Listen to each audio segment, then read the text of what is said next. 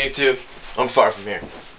The use of antidepressants in America has been on the rise for the past 10 years or so, or it's increased very quickly in the last 10 years. It's of course probably been on the rise since the 40s or 50s, but more people are on pharmaceutical antidepressant drugs and other mind-altering pharmaceutical drugs today than ever in history. And I think it's just absolute bullshit. The people that take these drugs are told that it will help them, and you know, it may help some people, but I think that the side effects and the fact that you are taking a narcotic drug such as Xanax or Klonopins or something like that, the fact that you're taking that daily, you know, I'm sorry, I'm not trying to offend anybody, but you're nothing but a drug addict.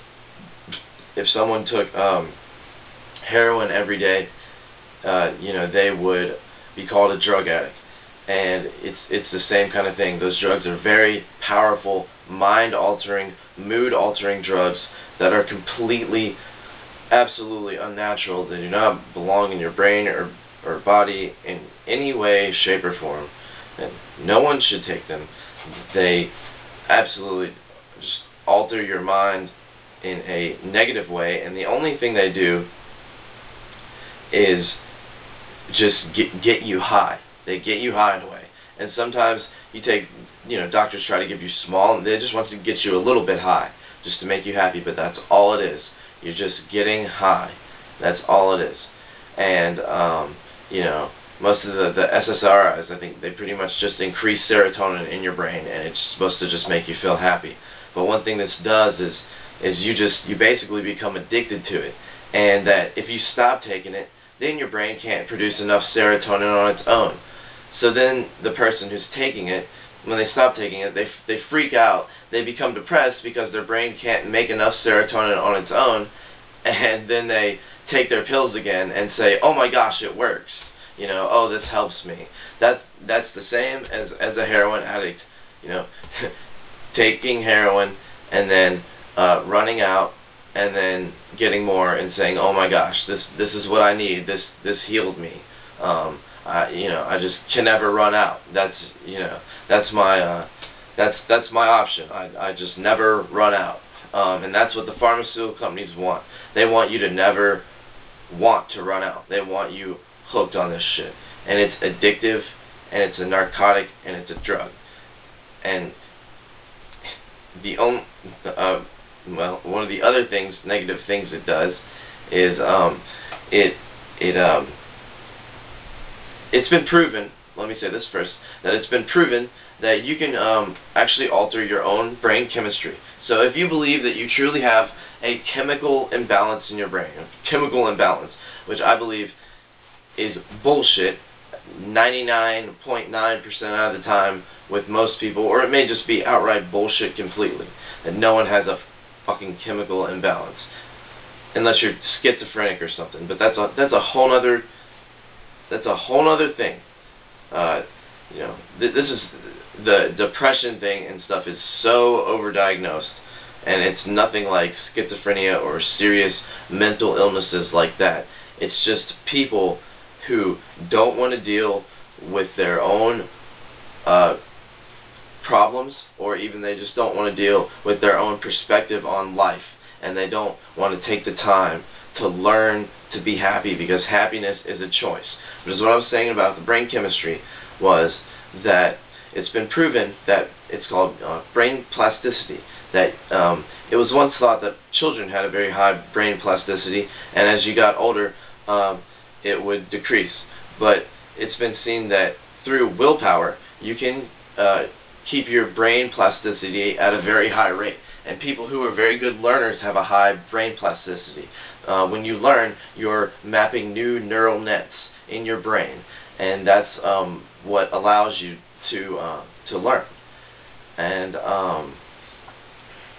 there's a book by the Dalai Lama called The Universe in a Single Atom, I believe is the name of the book, and it discusses brain plasticity and a few of these other subjects that I'm discussing now. And you know, the point of this brain plasticity thing is that if you do believe you have a chemical imbalance, which, like I said, I think is bullshit most of the time, but maybe if you are one of the few people who do have a true chemical imbalance, then what you should first try to do before ever thinking about turning to drugs would be to try to alter your brain plasticity, alter your perspective on life, try to choose to be happy. And you can alter your brain chemistry. You can change your brain plasticity. People can change, I guess, is the point of that. You can change your personality. You can change the way you look at the world. You are in control upstairs. You own your mind. It's your brain. You basically make the reality around you. You project reality into being. And that's what you need to think. That you are absolutely in control, and this is all just being projected from my mind, so I could almost do anything I want if I was able to believe true enough that I was. So simply choosing to be happy should be one of the easiest things to do. And depressed people, I want you to look at me right now and pay attention. Pay attention. You are a beautiful, wonderful, intelligent, sexy individual in your own way. Everyone is. You just got to find the things that you're good at, the things that you love, the things that you're passionate about, and seek those things. You know, go out there and quest and find adventure and love in life. And it doesn't matter how you find it or what you enjoy, as long as you're not hurting anybody else or hurting yourself.